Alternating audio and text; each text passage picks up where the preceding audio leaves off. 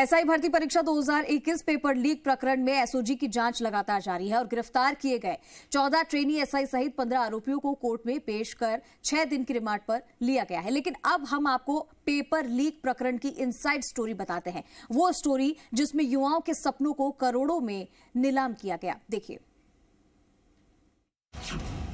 Paper leak बना नासूर, RPSC exam में बड़ी लापरवाही, पहली बार के प्रयोग में ही आरपीएससी पेपर लीक।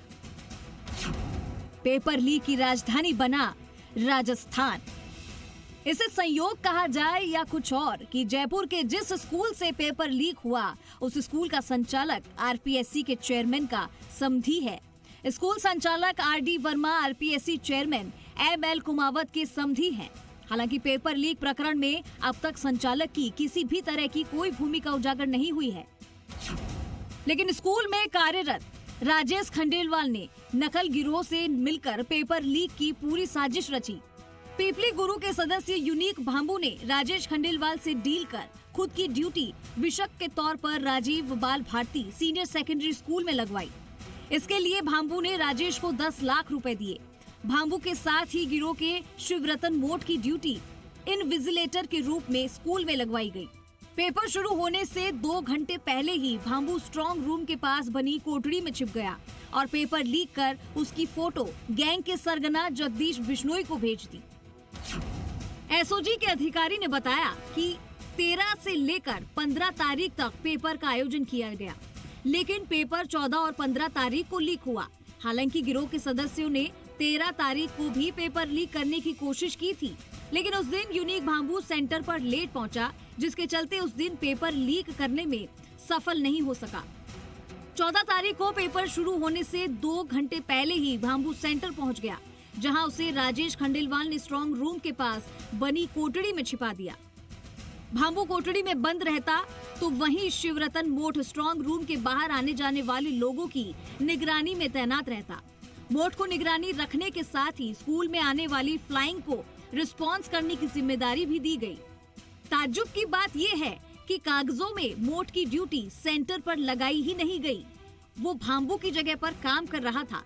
स्कूल में फ्लाइंग आने पर उसे खुद का नाम यूनिक भांबू बताने के लिए ही कहा गया।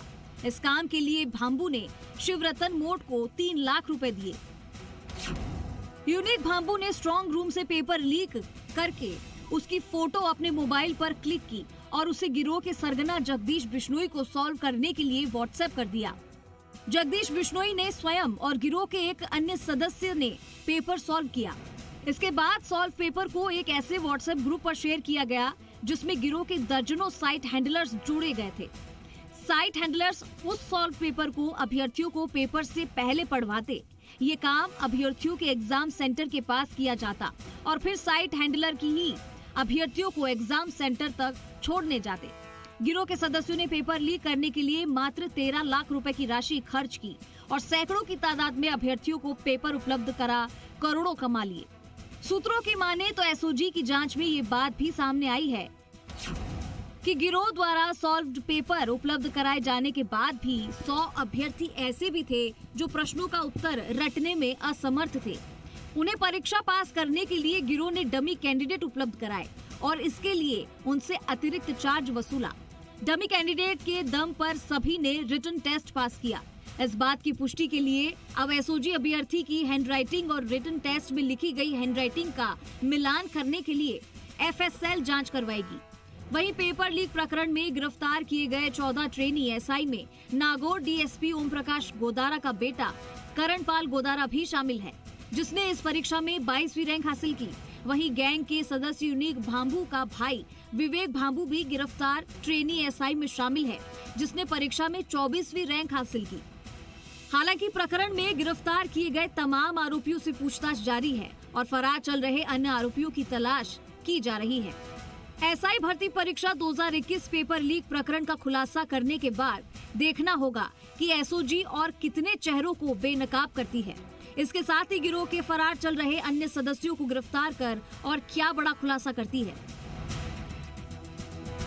जयपुर से संवाददाता विनय पंत की रिपोर्ट।